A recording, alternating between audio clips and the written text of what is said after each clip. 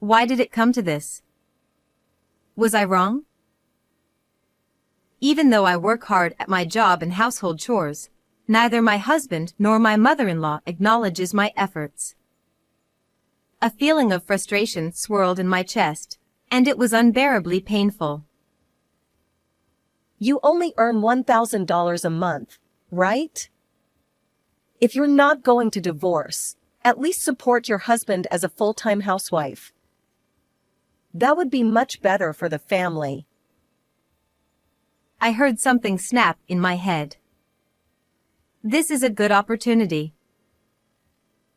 I should really divorce a husband who doesn't even help with the chores. All right. I'll divorce. This was the trigger that led to the discovery of my husband's outrageous lies, and both my mother-in-law and husband ended up in a debt hell.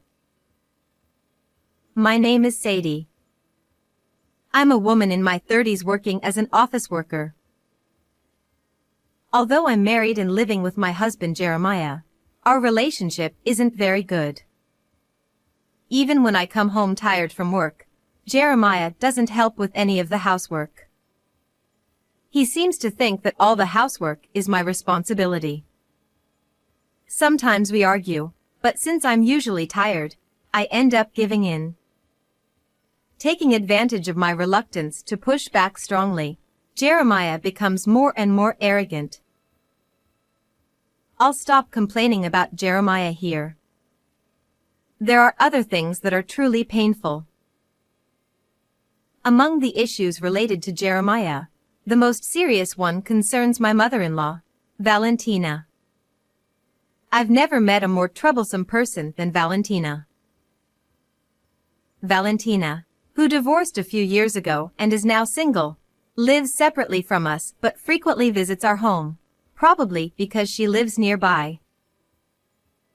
I just want to help my dear son and his wife a little. I want to be useful. She says such things, but it's all talk. She has never actually helped with anything. She just sits around watching TV while munching on snacks from our house. Watching Valentina's disgraceful behavior, I always sigh quietly. Please, do that at your own home. Don't show such behavior at our place. No matter how I think about it, it seems to me that she visits our home just to kill time. Well, it's still better if they just do nothing, but Valentina, together with Jeremiah, sometimes causes me a lot of stress. And it's the kind of stress that's unbearable and fatal. One day, after finishing an enormous amount of work and returning home exhausted, thinking I could finally take a breather, I found Valentina and Jeremiah in the living room. I could only be exasperated by Valentina, who was there as if it were the most natural thing. I couldn't understand it, but it seemed they were just sitting and waiting for the food to be served. You're quite late. Make dinner quickly. Jeremiah is right. We're starving here. Jeremiah and Valentina were rushing me as if it were only natural for me to cook. I felt my fatigue double. My work was just entering its busy season, and on this day, I had managed to come home relatively early. Jeremiah and Valentina didn't know this, so they said whatever they pleased without any consideration. Valentina, in particular, probably didn't understand the difficulty of my work or even the meaning of my work. It was useless to argue with such people. I'm sorry, I said, offering a perfunctory apology, and dragged my exhausted body to change clothes, tied the apron strings, and retreated to the kitchen. There wasn't much in the refrigerator. There were barely enough ingredients for 2 people, but making enough for 3 was questionable. It couldn't be helped. I didn't have the energy to go shopping after work, and I had no way of knowing Valentina would be there. Besides, it was absurd that I had to cook for Valentina as well. I sighed as I cut the carrot that had been lying in the corner of the refrigerator. The sound of the knife chopping the carrot mixed with the sound of the TV and the exaggerated laughter of Jeremiah and Valentina from the living room. I wished they would at least help, but it was always like this, so there was nothing I could do. Forcing my tired body to move, I somehow continued cooking. I managed to prepare soup, reheated bean sauté, and salad, making 3 dishes each. Just as I was about to carry them to the living room, Jeremiah, lured by the smell, came in. His face gradually clouded over. The next moment, Jeremiah and Valentina said something shocking. What is this? After making us wait so long, this is all we get? And bean sauté again? I give you so much money every month. Make something more luxurious. Really? Can't you make something better? Usually, you should make at least 7 dishes. Are you feeding Jeremiah such meager meals every day? They insulted me without any consideration for my tired body. I couldn't help but hang my head. Making more than 7 dishes for dinner every day after work is impossible for an ordinary housewife. Valentina probably didn't do that much even when she was younger, and certainly not now. I didn't see Valentina as such a diligent person. Unable to bear it any longer, I said in a trembling voice, "I'm sorry. This is all I could manage. But today, I had a lot of work and was very tired, so I couldn't go shopping. Please forgive me with this amount." Before I could finish, more insults came flying. You can go shopping after work, can't you?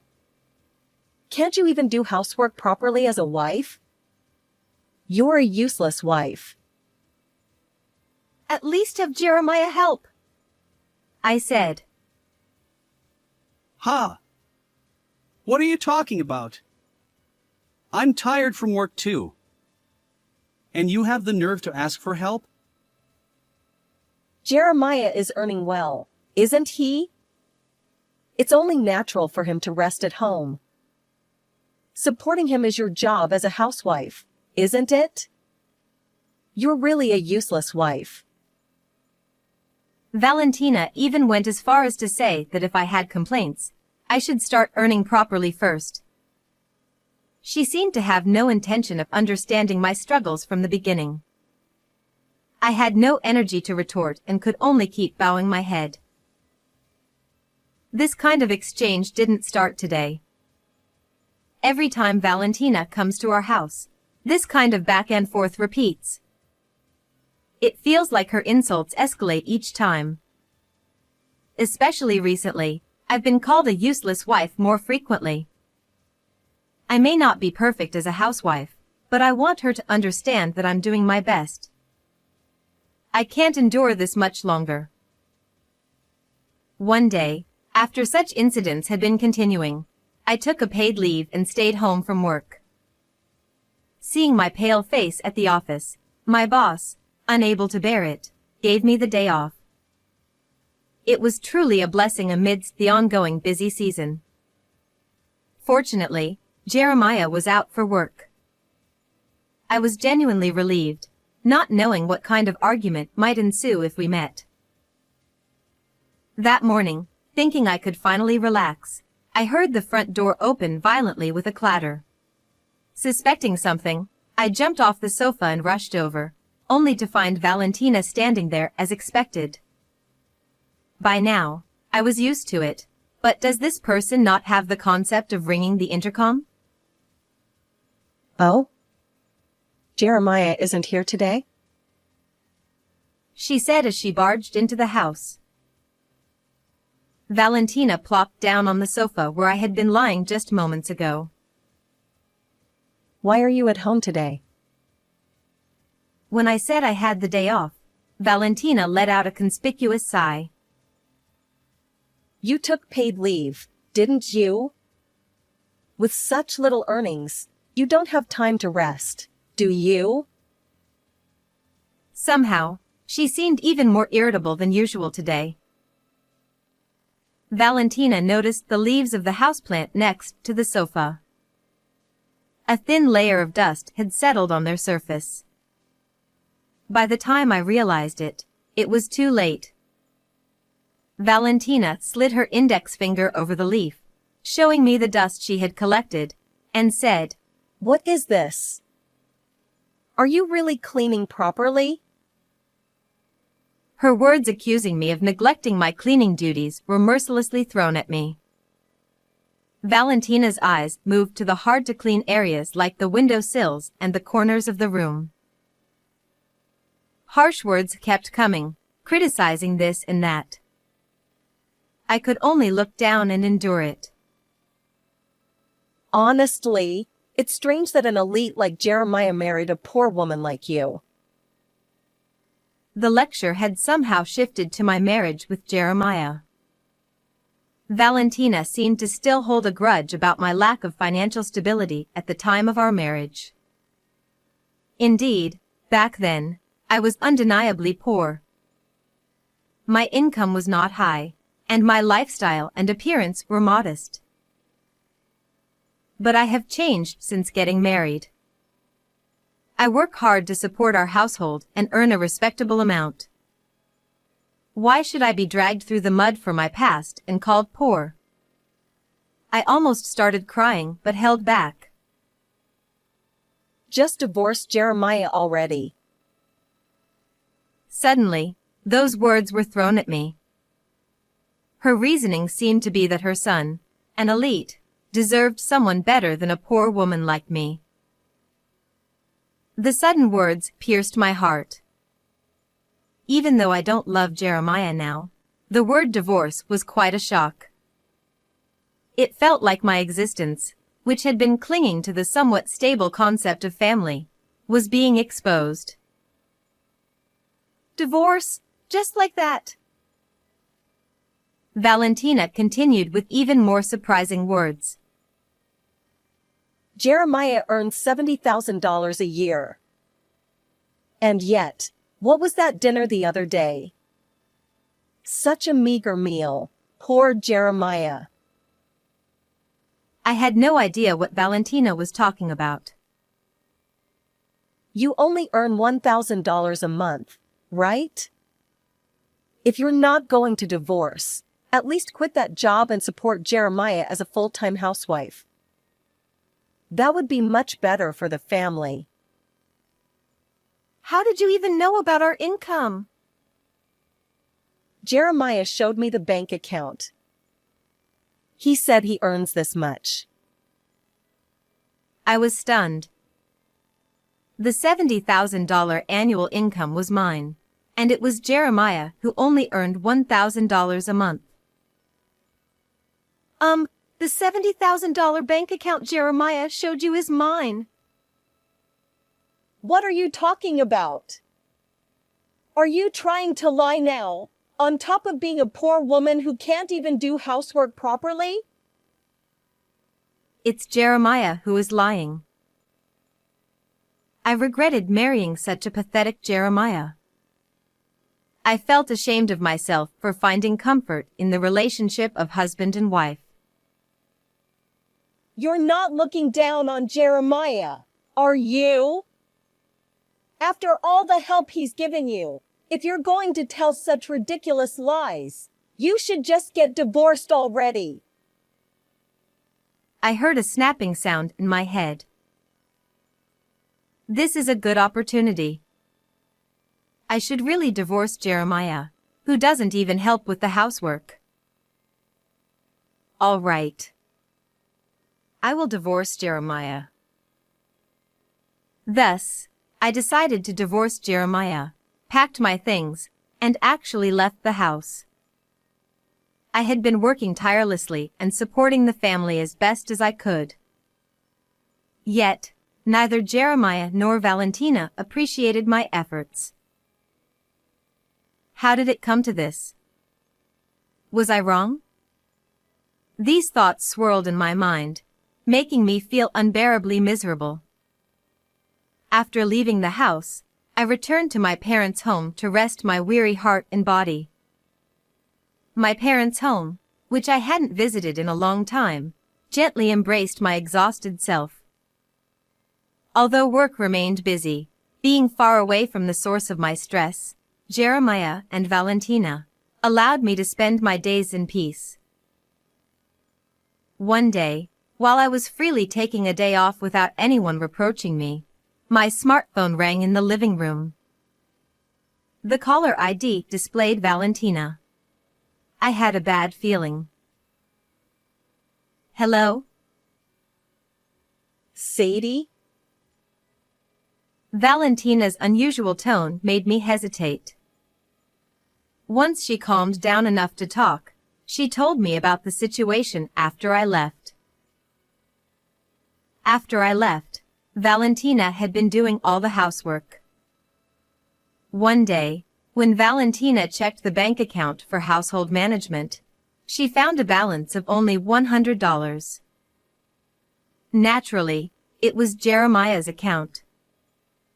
Shocked by the difference from the previous balance she had seen, Valentina confronted Jeremiah.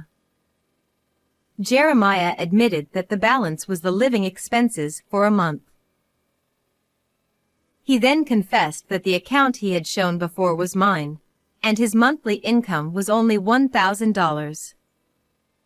Jeremiah, who had been praised by Valentina as an elite earner, had been hiding the truth out of pride.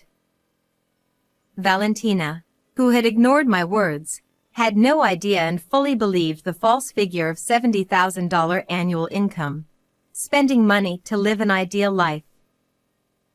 Eating what she wanted, wearing what she wanted, buying what she wanted.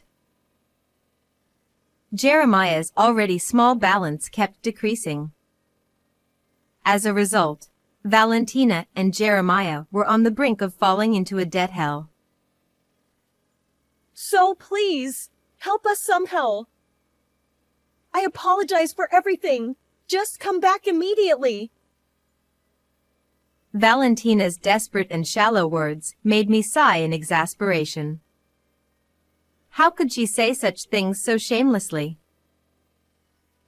The harsh words that Valentina and Jeremiah had said to me came back to my mind. Make dinner quickly, at least do the cleaning, quit your job and become a housewife, poor woman. I could never forgive them. Of course, I felt no sympathy at all. It was time to say what I had always wanted to say but couldn't. Why don't you have your elite son earn money for you? I coldly said that and hung up the phone with a click, leaving Valentina's voice, which was making some noise on the other end, behind. Still fuming, I looked at my smartphone's address book.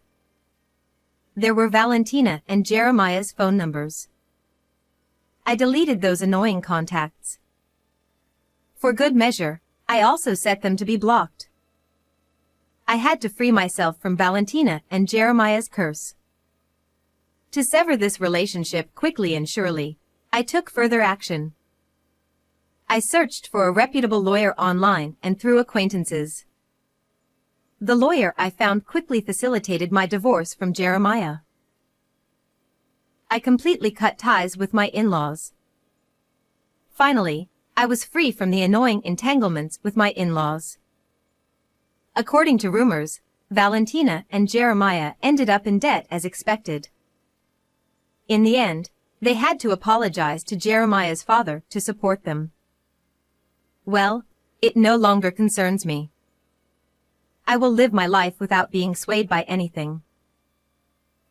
Since the divorce, my work performance has improved remarkably. My boss praises me more often. My friends say I laugh more. I am happy with everything, feeling that I have truly gained freedom, separated from that past. I vowed to use my past misfortunes as a springboard and continue to strive hard. How did you like this story? Please subscribe to the channel. See you in the next video.